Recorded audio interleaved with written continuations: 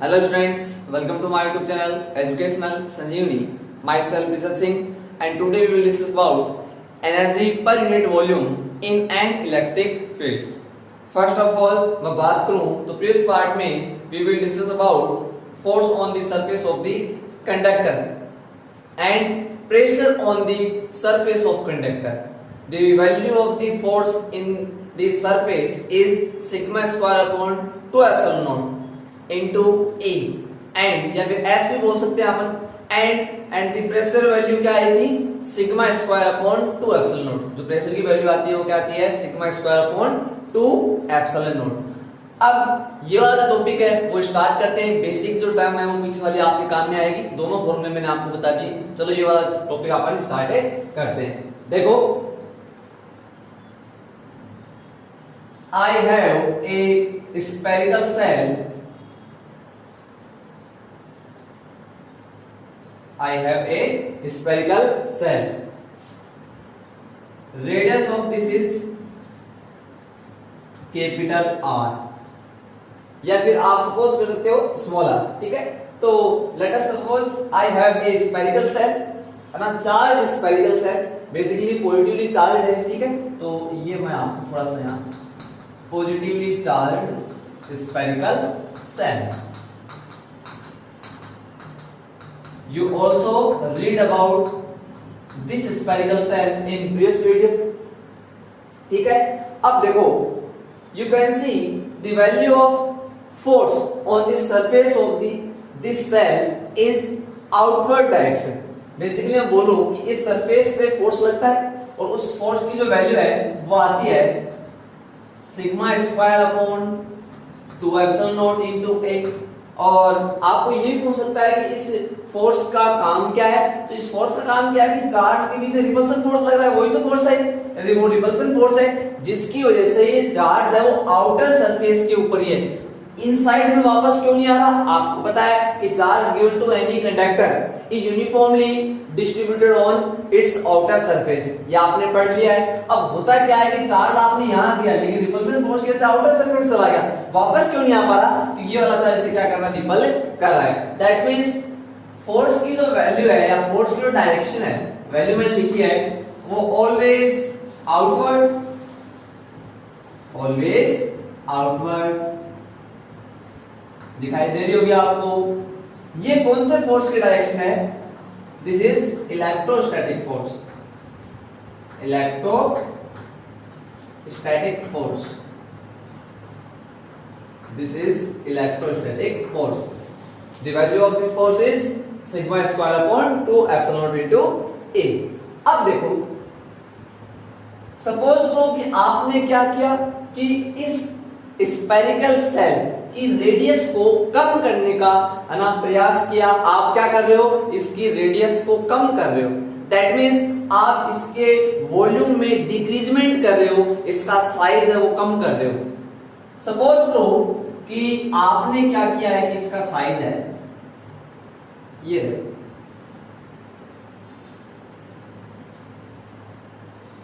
दिखाई दे रहा होगा आपको. ये आपने इसका क्या कर दिया, साइज कर दिया. थोड़ा सा देखो दिखाई देने के लिए मैं इसे थोड़ा सा डायरेक्ट से दिखा देता हूं. अब देखो कोशिश करोगे आपको दिखाई देगा ये. ठीक है, ये देखो. ठीक है, ये आपने इसे कर दिया. ठीक है, और जो डिक्रीजमेंट है वो आप देखोगे यहाँ पे ये वाला डिक्रीजमेंट आपने किया है. आपने क्या किया, एक्सटर्नल फोर्स इस पे अप्लाई किया है. दिखाई दे रहा होगा एक्सटर्नल फोर्स, जिससे इसके वॉल्यूम में डिक्रीजमेंट हो रहा है. ठीक है, ये वाला आपका है external force. External force, the direction of external force is opposite to the electrostatic force. Electrostatic force जो है रिपल्सन फोर्स बोल सकते हैं, उसके अपोजिट डायरेक्शन में आपने क्या लगाया, इस पे एक्सटर्नल फोर्स लगाया due to decreasement in this volume. इसके वॉल्यूम को डिक्रीज करने के कारण आपने क्या किया, इसमें एक्सटर्नल फोर्स अप्लाई किया. ठीक है, अब देखो हुआ क्या, आपने क्या किया, इसकी रेडियस को स्मॉल डी आर तक डिक्रीज कर दिया। मेरी बात समझ आ रही है? आप इसे कितना पास लेके आ गए हो, कितने वॉल्यूम में डिक्रीजमेंट हुआ, कितना रेडियस में डिक्रीजमेंट हुआ, तो डी आर आपने इसमें डिक्रीजमेंट कर दिया। अब बताओ इसकी जो रेडियस है वो कितनी होगी? पहले थी कैपिटल आर, डी आर का डिक्रीजमेंट हो गया, that means radius will be R minus D R. मेरी बात समझ आ रही है? देखो पहले रेडियस आर थी, फिर आपने इसमें डिक्रीजमेंट कर दिया डी आर का, दैट मींस फाइनल जो रेडियस है this is R minus D R. ठीक है, बेसिकली आपने किया क्या है, आपने वॉल्यूम में डिक्रीजमेंट किया है। अगर मैं बात करूं पहले वॉल्यूम कितना था, v था, है ना, और आपने इसका जो वॉल्यूम है वो dv से डिक्रीजमेंट कर दिया। देखो पहले वॉल्यूम कितना था, इनिशियली वॉल्यूम v है और इसमें dv का आपने क्या किया है, डिक्रीजमेंट किया है, तो फाइनल जो वॉल्यूम है इसका क्या आया, v माइनस dv। ये बातें आपके समझ में आ रही है? तो देखो आपने किया क्या, आपको पता है इलेक्ट्रोस्टैटिक फोर्स की डायरेक्शन आउटवर्ड है, एक्सटर्नल फोर्स की डायरेक्शन इनवर्ड है। मतलब अंदर की साइड से जो फोर्स लग रहा है इलेक्ट्रोस्टैटिक फोर्स, वो इससे रिपल कर रहा है इसे, और आप इसे क्या कर रहे हो, कंप्रेस करने की कोशिश कर रहे हो। इसका मतलब आप अगेंस्ट में वर्क कर रहे हो, किसके, इस इलेक्ट्रोस्टैटिक फोर्स की, किसके जरिए कर रहे हो आप, एक्सटर्नल फोर्स के जरिए। मेरी बात समझ आ रही है? आपने एक्सटर्नल फोर्स की हेल्प से इलेक्ट्रोस्टैटिक फोर्स के अगेंस्ट में वर्क किया, जिससे इसकी रेडियस dr से डिक्रीज हो गई एंड वॉल्यूम है वो dv से डिक्रीज हो गया, और ये इसका फाइनल वॉल्यूम है। दिखाई दे रहा है आपको, पहले बड़ा था आपके आगे छोटा। ठीक है, और जो आप अगेंस्ट में वर्क करते हो वही आपका किसमें स्टोर होता है, एनर्जी की फॉर्म में। अरे वर्क की एक तरह की क्या होती है, एनर्जी होती है। ठीक है, तो आपने किया क्या है, आपने अगेंस्ट में वर्क किया, और उस वर्क जो आपने किया है, जो वर्क आपने किया है वो किस में स्टोर हो रहा है, वो एनर्जी की फॉर्म में स्टोर हो रहा है। और आपने 11th क्लास में ये पढ़ा भी है कि जो वर्क है वो ही किस में स्टोर होता है, एनर्जी में। दैट मींस वर्क और एनर्जी अपन बेसिकली एक ही क्वांटिटी बोल सकते हैं। ठीक है, तो यहां देखो मैं वर्क फाइंड आउट कर लेता हूं। चलो आप मेरे को वर्क बताओगे यहाँ पे, देखो सिंपल वे में चलते हैं अपन। Work in dr displacement, work in dr displacement। dr displacement में कितना वर्क करना पड़ा आपको, तो आप लिखोगे dw इक्वल टू, देखो वर्क जो है मैंने डिस्प्लेसमेंट थोड़ा सा लिया है, डिक्रीजमेंट थोड़ा सा लिया है, तो वर्क भी थोड़ा ही आएगा। dw equal to f into D R. बोलो क्लियर है? F into D R. यहां F क्या है, F जो है वो आपका इलेक्ट्रोस्टैटिक फोर्स है जिसके अगेंस्ट में आप वर्क कर रहे हो। dr क्या है, आपका डिस्प्लेसमेंट है। बेसिकली r को आप स्मॉल r या कैपिटल r है ना, जैसे भी आप चाहो एज यू विश आप इसे डिनोट कर सकते हो। तो ये आपका आ गया dw। यहां तक बातें सही है? चलो अब मेरे को बताओ, we know that the value of force F is equal to sigma square upon 2 epsilon naught into A। ये वाली चीज आप प्रीवियस है ना वीडियो में पढ़ के आ चुके हो। ये क्या है आपका, ये फोर्स है। ए क्या है, area of this cell, area of this cell. ये वाली वैल्यू आप यहां पुट कर दोगे। बोलो dw इज इक्वल टू क्या आ जाएगा, sigma square upon 2 epsilon not a into D R. ठीक है क्या, यहां तक क्लियर है? चलो आगे चलते हैं अपन। फिर आप क्या लिखोगे, dw में से स्मॉल वर्क डन अपने को निकालना है, टोटल वर्क डन। टोटल कैसे निकलता है, वेक्टर सम कर दो। अब यहाँ पे जो आपका वर्क है स्केलर क्वांटिटी है, दैट मींस आप इसका इंटीग्रल कर दोगे। dw में इंटीग्रल करने से क्या मिलेगा अपने को, w is total work done. तो आप लिखोगे इंटीग्रल इन बोथ साइड, या फिर ऐसा ले सकते हो टोटल वर्क डन। देखो टोटल वर्क डन बताओ, तो टोटल वर्क डन है वही किसमें स्टोर होता है, एनर्जी की फॉर्म में। टोटल वर्क डन आप निकालोगे dw is equal to sigma square upon 2 epsilon naught into a into D R. ठीक है, चलो dw का जो इंटीग्रेशन है वो क्या हो जाएगा बोलो, वो हो जाएगा आपका w। यहां तक बात ही सही है। चलो आगे देखो, हाँ यहां बताओ आप कि sigma square upon 2 epsilon not ये तो बाहर निकल आएगा, ये कांस्टेंट टर्म है। सिग्मा क्या है, sigma is the surface charge density of the spherical shell. इस स्फेरिकल सेल की सरफेस चार्ज डेंसिटी कितनी है, सिग्मा है। ठीक है, तो वो मैंने लिखा है डायग्राम पर आपको। अब आगे देखो आप, अंदर की साइड बचेगा a into dr, this is the remaining part inside the integral. और a into dr, देखो a into dr को आप क्या बोलोगे, a means area, a means area and dr means length, length या रेडियस जो भी आप लिखना चाहो, दिस इज लेंथ। और area into length is volume, area into length is volume. अब एरिया पूरा है लेकिन लेंथ क्या है, स्मॉल है, दैट मींस जो वॉल्यूम आएगा वो भी क्या आएगा, स्मॉल ही आएगा। क्योंकि ये वाली लेंथ ले रहे हो तो ये वाला वॉल्यूम कितना है, ये तो dv है, ये क्या है dv, दैट मींस जो इनसाइड वाली टर्म है वो आ जाएगी dv। और ये कैसे आई, कि वॉल्यूम इज इक्वल टू होता है एरिया इनटू लेंथ। ठीक है, ये आपने लिखा। अब देखो यहां पे dv का जो इंटीग्रेशन है वो क्या हो जाएगा, तो dv का इंटीग्रेशन हो जाएगा क्या, dv का इंटीग्रल हो जाएगा यहाँ पे v, दैट मींस वर्क कितना आ गया, sigma square upon 2 epsilon naught into v। Clear है। फिर आप लिखोगे this work done is store in the energy, electrical energy, है ना। तो आप ये लिख सकते हो this work done is converted in the energy, है ना। मैं सही बोल रहा हूं, ये जो वर्क डन है वो किसमें कन्वर्ट हो रहा है, वो कन्वर्ट हो जाएगा अपनी एनर्जी में। दैट मींस यू क्या है, एनर्जी। और कौन सी एनर्जी, इलेक्ट्रिकल एनर्जी होती है ये, है ना। ये वाली एनर्जी जो आप फाइंड आउट कर रहे हैं पर यूनिट वॉल्यूम की नहीं, ये एनर्जी आ रही है। एनर्जी को मैंने यू से डिनोट किया है, यहां देखोगे आप, चलो मैं इसे कैपिटल यू से डिनोट कर देता हूं। और वो क्या आ जाएगा, sigma square upon 2 epsilon naught into v। क्योंकि u है वो किसके इक्वल है, w के।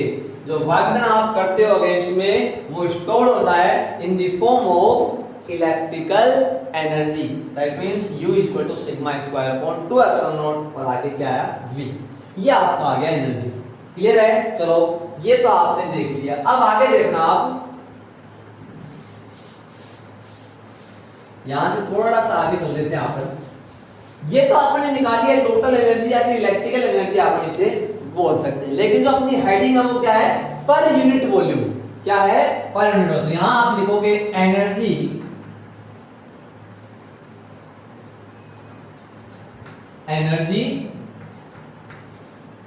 पर यूनिट वॉल्यूम। ये छोटी सी इसमें हेडिंग हो जाएगी, एनर्जी पर यूनिट वॉल्यूम। देखो आपको पता है वॉल्यूम से डिवाइड करते हैं तो उसे अपन क्या बोलते हैं, जैसे mass per unit volume, this is density. आपने पीछे पढ़ा है charge per unit length is linear charge density. आपने पढ़ा है charge per unit area, this is areal charge या सरफेस चार्ज डेंसिटी। मेरी बात समझ आई, तो वॉल्यूम से डिवाइड करें तो ये क्या बनेगा, एनर्जी डेंसिटी बनेगा। तो देखो इसी हेडिंग को आप ऐसे ही बोल सकते हैं, एनर्जी डेंसिटी। एनर्जी की जो डेंसिटी है वो कितनी होगी, एनर्जी डेंसिटी। तो याद रखना एनर्जी पर यूनिट वॉल्यूम बोलते हैं या फिर एनर्जी डेंसिटी बोलते हैं, बात एक ही है। ठीक है ना। चलो तो एनर्जी डेंसिटी अपन निकाल लेते हैं। यहां देखोगे आप एनर्जी डेंसिटी जो है वो फाइंड आउट कर लेता हूं। एनर्जी डेंसिटी को मैं लिख रहा हूं स्मॉल यू से, और वो क्या आएगा, एनर्जी डेंसिटी का मतलब energy per unit volume. That means ऊपर एनर्जी लिखोगे आप और नीचे वॉल्यूम। क्लियर है। चलो that means small u is equal to capital U upon v। Capital U energy और इसे किससे डिवाइड कर दो, वॉल्यूम से, वॉल्यूम से डिवाइड कर दो तो बनेगा energy per unit volume. This is called energy density small you. देखो वैल्यू पुट करो तो ये आएगा sigma square V upon 2 epsilon naught और नीचे भी V से भी कैंसिल आउट हो गया, that means sigma square upon 2 epsilon not. यही क्या है आपकी एनर्जी डेंसिटी या फिर एनर्जी पर यूनिट वॉल्यूम। तो एनर्जी पर यूनिट वॉल्यूम का फॉर्मूला या एनर्जी डेंसिटी का फॉर्मूला क्या आ गया, sigma square upon 2 epsilon naught. ठीक है, चलो अब आगे देखो, इसी के आगे छोटी सी टर्म है, इसी फॉर्मूले को जो बेसिकली सबसे ज्यादा काम में आता है, ये वाला फॉर्मूला ज्यादातर काम में नहीं लेते हैं, sigma square upon 2 epsilon not. इसके लिए दूसरा काम में आता है, वो आप देखोगे। देखो एनर्जी डेंसिटी कितनी आ गई है, बोलो एनर्जी डेंसिटी, ठीक है, small u is equal to sigma square upon 2 epsilon naught. ठीक है क्या? अब यहां देखो, आप जरूरी नहीं है कि आपको सिग्मा गिवन हो। सिग्मा के इज क्या है, सिग्मा व्हाट इज सिग्मा, तो sigma is the surface charge density. तो आपको जरूरी नहीं है कि सिग्मा गिवन हो। तो यहां देखो मैं सिग्मा की वैल्यू पुट करूंगा, you know that E is equal to sigma upon epsilon naught for spherical cell। Electric field है वो क्या होता है, सिग्मा अपॉन एप्सिलॉन नॉट। यहां से सिग्मा की वैल्यू निकालूंगा तो sigma is equal to E into epsilon naught. ठीक है, क्लियर है? E into देखो ये डिवाइड में जाके मल्टीप्लाई करें तो सिग्मा की वैल्यू क्या आ जाएगी, E into epsilon not. On putting the value of sigma in this equation, energy density will B E epsilon not, value put की है, नीचे 2 एप्सिलॉन नॉट, यहां से क्या बनेगा ये E square epsilon not square upon 2 epsilon naught. Epsilon not से एक पावर कैंसिल आउट हो जाएगी, U बोले तो energy density is equal to 1 upon 2 यानी हाफ एप्सिलॉन रिमेनिंग है और E square. Very important formula for exam in 1 marks question. 1 marks के एक नंबर वाले जितने भी क्वेश्चन आते हैं उनके लिए बहुत ही ज्यादा इंपॉर्टेंट है ये ना फॉर्मूला।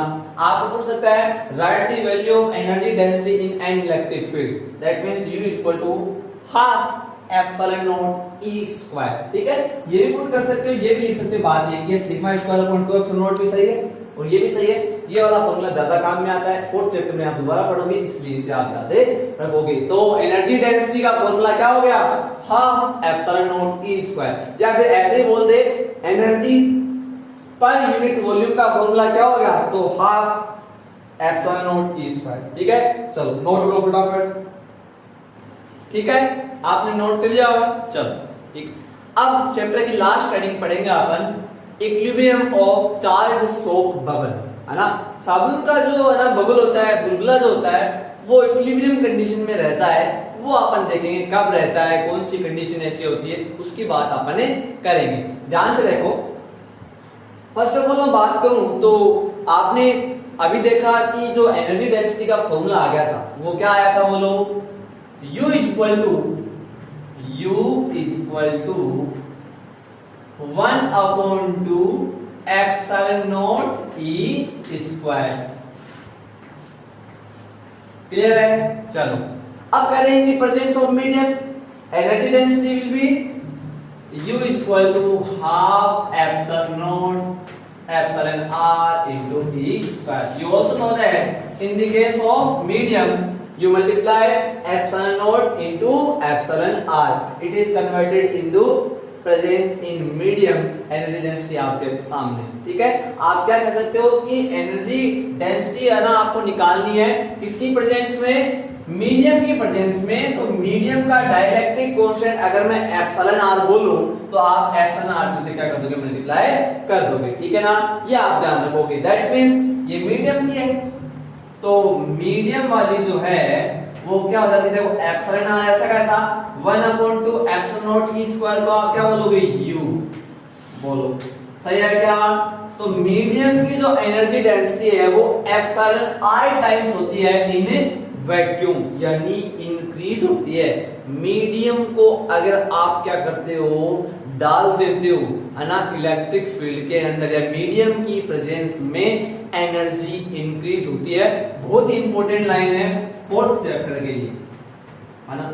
जब भी आप मीडियम प्रोड्यूस करोगे, ठीक है, जो एनर्जी है वो प्रोड्यूस होगी और वो इंक्रीज होगी, ठीक है ना। अभी बेसिकली आपने पढ़ के आए हो, आपकी फोर्स है डिक्रीज होता है प्रेजेंस में, आपने पढ़ा था, याद करो, Fm equal to F naught upon epsilon R. लेकिन यहाँ पे मल्टीप्लाई में आ रहा है, यहाँ डिवाइड में आ रहा है। डिवाइड करने से क्वांटिटी डिक्रीज होती है, मल्टीप्लाई करने से इंक्रीज होती है। और ये भी आपने पढ़ा है, इलेक्ट्रिक फील्ड भी आपने पढ़ा है, सेम ही होता है, ई नॉट अपॉन एप्सिलॉन आर, यानी इलेक्ट्रिक फील्ड डिक्रीज होता है, फोर्स डिक्रीज होता है, लेकिन एनर्जी डेंसिटी, एनर्जी जो है, इलेक्ट्रिकल एनर्जी है, वो इंक्रीज होती है, ठीक है। चलो अब देखो हेडिंग पे चलते हैं अपनी, equilibrium of charge soap bubble, ठीक है।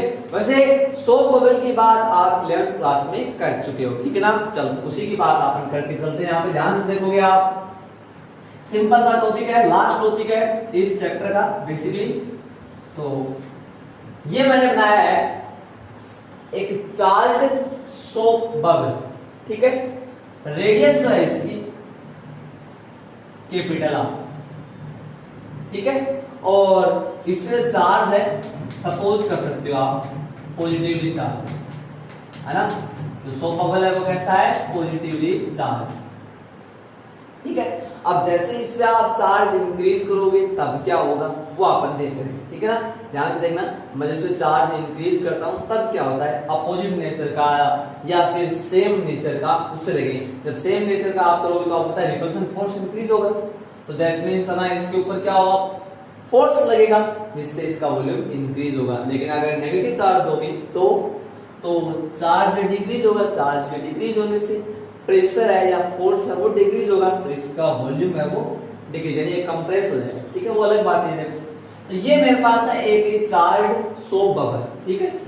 तो ये हो गया सोप बबल, ठीक है। चल आगे देखो, फोर्स जो है इलेक्ट्रोस्टैटिक रिपल्शन फोर्स है, जिसकी वजह से ये दूर दूर है चार्ज, वो डायरेक्शन बतानी है उसकी, यही है उसकी डायरेक्शन, ये इसकी डायरेक्शन है, बोलो इलेक्ट्रोस्टैटिक फोर्स की ये डायरेक्शन है। प्रेशर की डायरेक्शन भी यही होगी, electrostatic pressure. The formula of electrostatic pressure is sigma square upon 2 epsilon naught and the force is sigma square upon 2 epsilon naught into A. याद आया आपके, आपने फोर्स निकाला है सरफेस के ऊपर तो फोर्स ये आता है, और लास्ट में इलेक्ट्रिकल प्रेशर निकालता हूं तो ये आता है, ठीक है। तो प्रेशर या फिर फोर्स की डायरेक्शन ये वाली है, ठीक है। तो यहाँ पे मैं P लिख देता हूं, डायरेक्शन ऑफ प्रेशर या फिर फोर्स। ध्यान से अब आप देखोगे इसे ना, बहुत ही लॉजिकली आप समझने की कोशिश करो। याद है सोप बबल है, इसके इनसाइड में क्या है, इसके इनसाइड में एयर है, इसके इनसाइड में क्या है, एयर, इसके इनसाइड में क्या है, एयर। और ये जो एयर है वो इस पे फोर्स लगाएगी आउटसाइड में, एस, ठीक है। यहां मैं लिख देता हूं P इनसाइड का लिख देता हूं, ठीक है। ये जो एयर है इनसाइड में क्या करेगी, इनसाइड में जो एयर है वो इस पे फोर्स लगाएगी आउटवर्ड डायरेक्शन में, ऐसे, ठीक है। चलो, है ना। तो ये इस पे एयर है, वो देखो ये फोर्स लगा रही है, इनसाइड वाली एयर मैंने बनाई, ठीक है। अब देखो आउटसाइड में भी इसके एयर है, एटमॉस्फेयर है, वो भी क्या करेगा, इस पे फोर्स से लगाएगा। मैं सही बोल रहा हूं, ठीक है। यहां तक बातें सही। चलो फिर मेरे को आप एक बात ये बताओ कि यहां पे सबसे इंपॉर्टेंट चीज बताने जा रहा हूं, यहां पे देखो एक और प्रेशर अप्लाई हो रहा है, वो प्रेशर कौन सा है ये आपको बताना है। देखो आपको पता है सरफेस जो टेंशन है, आपने पढ़ा ना सरफेस टेंशन के बारे में, होता क्या है सरफेस टेंशन, तो सरफेस टेंशन का मीन है वो मैं आपको बता देता हूं। वैसे तो 11th क्लास में आप पढ़ते हो कि सरफेस टेंशन क्या होता है, लेकिन चलो दोबारा देख लेते हैं, कैपिटल T से इसे डिनोट करते हैं अपन, ठीक है। हाँ, सरफेस टेंशन का मीन क्या है, तो सरफेस टेंशन एक फोर्स है, एक तरह का क्या है, फोर्स, जो पर यूनिट लेंथ पे अप्लाई होता है, किस पे, पर यूनिट लेंथ पे। और इस फोर्स की वजह से इस सरफेस टेंशन की वजह से क्या होता है, जो लिक्विड की ड्रॉप होती है, यानी सोप जो बबल है या फिर लिक्विड ड्रॉप है, उनकी स्ट्रक्चर स्फेरिकल होती है। स्फेरिकल क्यों होती है? क्योंकि ये इनसाइड में लगता है ना, ऐसे, ये ऐसे। सरफेस टेंशन की वजह से ही जो लिक्विड ड्रॉप है उसकी स्ट्रक्चर स्फेरिकल होती है, और इसी की वजह से जो लिक्विड ड्रॉप है या लिक्विड जो है वो अपने एरिया को मिनिमाइज करता है, जितना कम कर सके उतना कम करता है। ये आपने पढ़ा है सरफेस टेंशन के बारे में कि सरफेस टेंशन जो है उसी की वजह से क्या होता है, जो आपने देखा भी होगा है ना, जो वाटर ड्रॉप है वो चपटी या फिर आप ऐसे बोल सकते हैं गोल, है ना, स्फेरिकल होती है। क्यों होती है? क्योंकि जो सरफेस टेंशन है उसकी वजह से लिक्विड ड्रॉप है वो अपना एरिया मिनिमाइज करने की कोशिश करती है, और सबसे मिनिमम एरिया होता है स्फेयर का, है ना, स्फेरिकल बॉडी का। देखो डॉट है, मिनिमम एरिया है ना, स्फेरिकल में इसे बोल सकते हो। तो ध्यान रखोगे आप क्या कि सरफेस टेंशन है वो इनसाइड में लग रहा है, ठीक है, जिसकी वजह से इसका जो एरिया है ना, वो मिनिमाइज होगा, और सोप बबल जो है वो स्फेरिकल शेप लेगा। मेरी बात समझ में आ रही है आपकी? चलो, तो सबसे पहले मैं इस सरफेस टेंशन को ही डील करता हूं, ध्यान से देखो। हाँ, सरफेस टेंशन होता क्या है, तो सरफेस जो टेंशन है, फॉर्मूला आप पढ़ के आ चुके हो, T = F/L, पढ़ा है क्या? T = force per unit length of the liquid is called surface tension. T = F/L. यहां से फोर्स निकालो तो फोर्स की वैल्यू आ जाएगी T × L. L is length. तो बताओ इस सोप की, इस सरफेस की जो लेंथ है वो कैसे निकालेंगे? तो आप निकालेंगे 2πr से। मेरी बात समझ आ रही? अब ध्यान से यहां सुनोगे, 11th क्लास में बेसिकली आपकी ये चीज भी पढ़ी होगी कि सोप जो बबल होता है ना, साबुन का जो बुलबुला होता है, आपने देखा भी होगा घर पे, उसके अंदर 2 लेयर होती है। कितनी लेयर होती है? 2। देखना कभी ध्यान से, आपने इस चीज को फील किया हो, नोटिस किया हो। जैसे ये लिक्विड की मैंने सरफेस बनाई, इसके ऊपर सोप बबल जब बनेगा, ठीक है, आप इसे फोड़ के देखना, फिर भी आपको इनसाइड में एक शेप और दिखेगी। यानी सोप बबल जो है, साबुन का जो बुलबुला है, उसके अंदर 2 लेयर होती है, 2 सरफेस होती है। कितनी सरफेस होती है? 2, है ना। ध्यान रखना, जैसे ये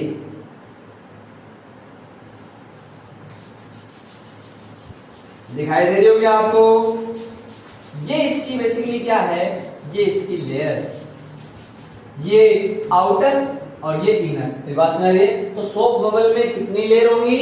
2 लेयर होंगी। तो आप कह सकते हो जो लेंथ आएगी, T surface tension into length की जगह आ जाएगा, देखो 2πr फर्स्ट लेयर के लिए, और इसे 2 से मल्टीप्लाई कर देता हूं, तो ये क्या आएगा? 4πr सेकंड लेयर के लिए। मेरी बात समझ में आ रही होगी आपके? जो मैं बोलना चाह रहा हूं आप समझ पा रहे होंगे। चलो, हाँ, तो अपन इसे आगे डील करेंगे। देखो, अपन इजी वे में चलेंगे, आपके सारी बातें समझ में आएगी, है ना, तो आप ध्यान से देखते रहो। चलो, यहां से फोर्स क्या आ गया? तो फोर्स आ गया T × 4πr। ये फोर्स कौन सा है? ये वो फोर्स है जो सरफेस टेंशन की वजह से लग रहा है, और जिसकी डायरेक्शन है वो इनसाइड में। इसमें इनसाइड में, ठीक है। चलो, फोर्स इक्वल टू क्या होता है? Pressure into area. Pressure into area, यही होता है फोर्स, है ना। इक्वल टू, तो मैंने ये फोर्स की वैल्यू पुट कर दी, आगे आ गया T × 4πr। तो P इक्वल टू आ जाएगा T × 4πr/A। A is the area, और एरिया क्या हो जाएगा? Cross sectional area. तो आपको पता है एरिया अपन ले लेंगे यहाँ पे πr²। क्रॉस सेक्शनल एरिया काम में आता है, नहीं कि बॉडी का एरिया काम में, लिक्विड ड्रॉप का एरिया काम में आता है। क्रॉस सेक्शनल एरिया अपन लेते हैं, ठीक है, जो कितना है अपना πr²। पाई से पाई कैंसिल आउट हो गया, r से r कैंसिल आउट हो गया, तो p आ गया 4T/r। ये कौन सा प्रेशर है? ये प्रेशर है ड्यू टू सरफेस टेंशन, ठीक है। अब इस चीज को भूल जाओ, आप इसे मत याद रखो, डायरेक्ट ये याद रखो, ये 11th क्लास में पढ़ के आ चुके हो आप। जो प्रेशर है ना, सरफेस टेंशन की वजह से वो कितना आता है? 40 अपॉन आर। बाकी जो चीज थी वो मैंने आपको रिपीट ही करवाई है। तो देखो ध्यान से देखोगे यहाँ पे t equal to F upon L, F is equal to T into L.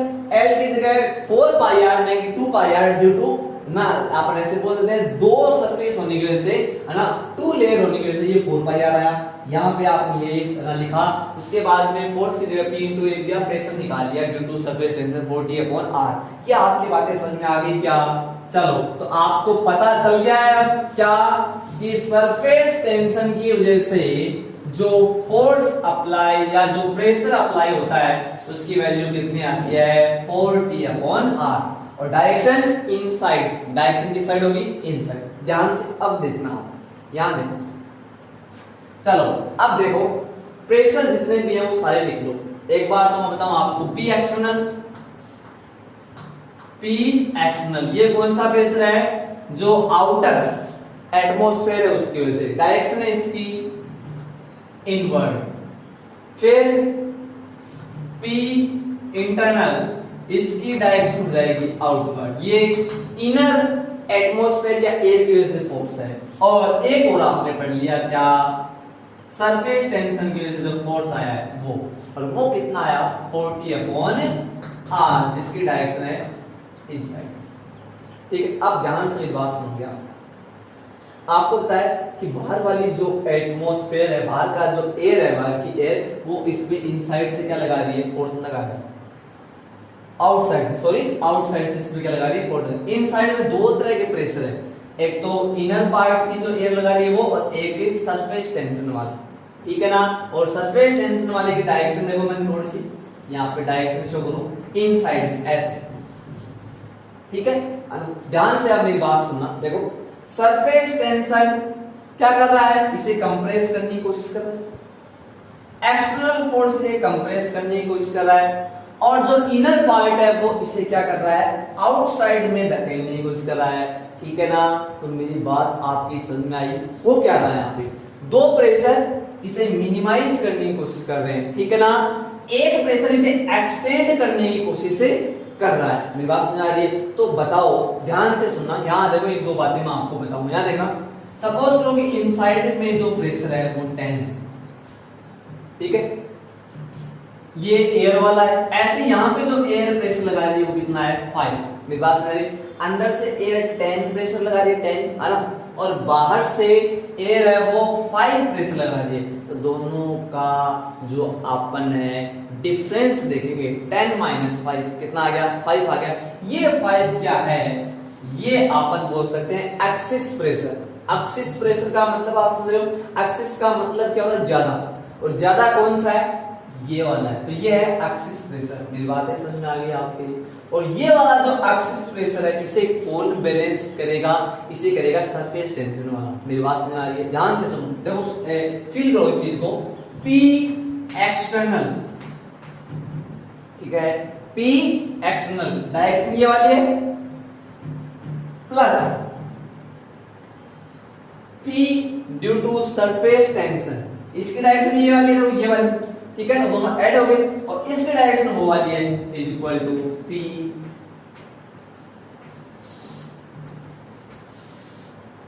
Inside. मैंने सही लिखा है क्या? बोलो, बिल्कुल सही लिखा है। अब देखो ध्यान से, यहां से P की जो वैल्यू आएगी वो क्या आएगी? P inside minus P external. समझ में आया आपके?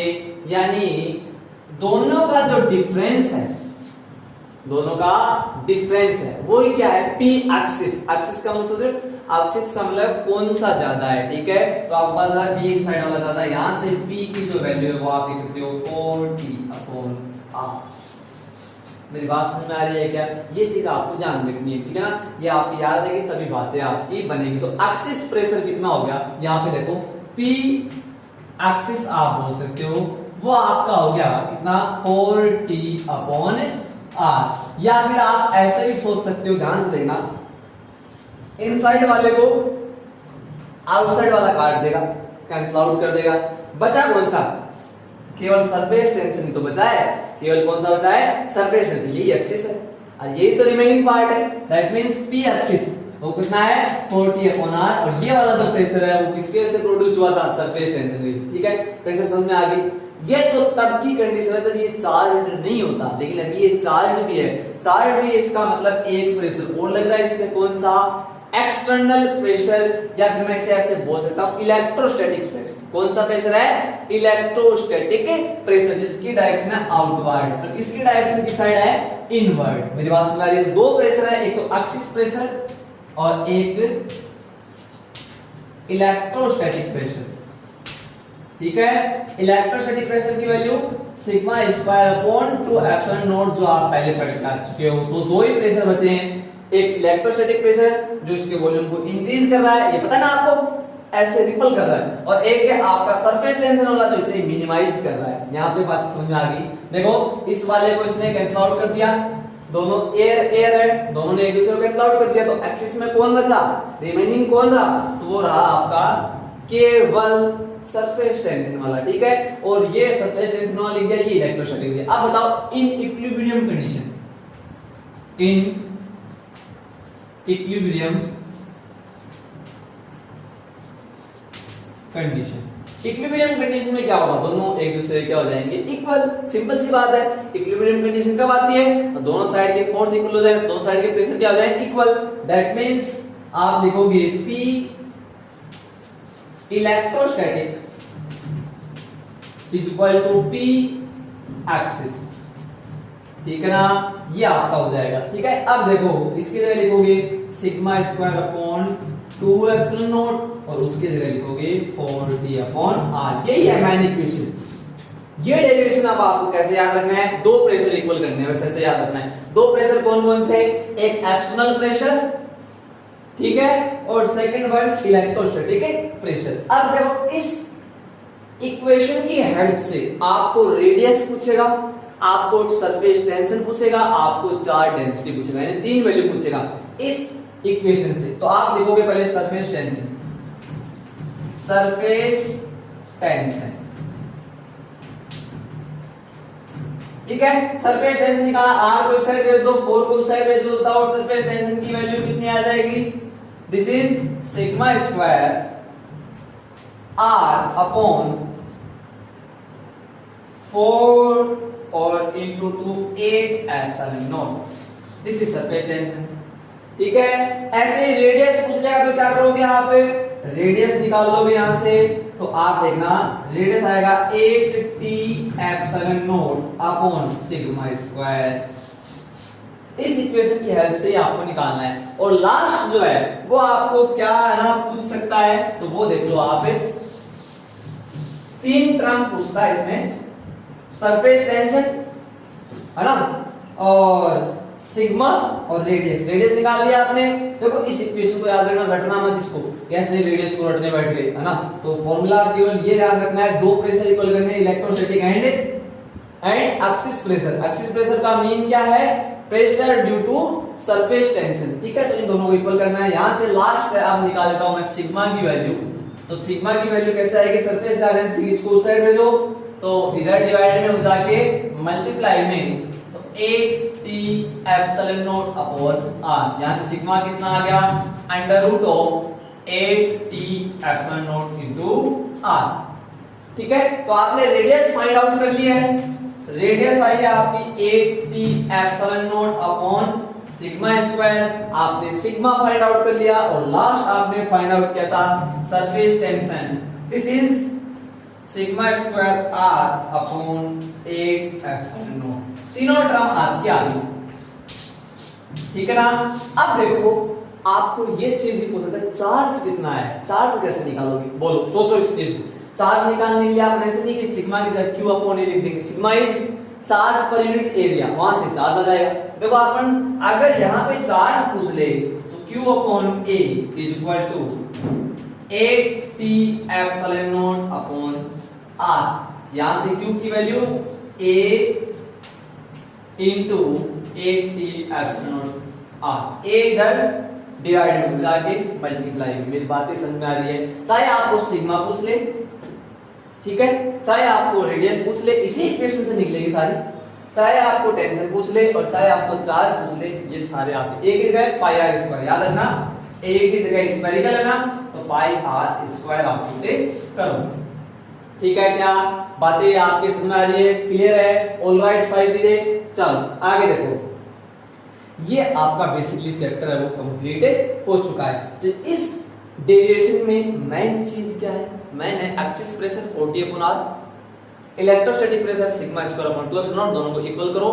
इक्विलिब्रियम कंडीशन में दोनों आपस में क्या हो जाते हैं, इक्वल हो जाते हैं, और वहां पे बबल सोप जो है वो इक्विलिब्रियम कंडीशन में होता है, ठीक है ना। तो ये आप क्या, अब इनमें से कोई भी एक ज्यादा होगा तो बढ़ जाएगा फिर, ठीक है। तो ध्यान से देखना, ये आपका लास्ट डेरिवेशन था, आगे अपन करेंगे इसके न्यूमेरिकल, ठीक है। Thank you.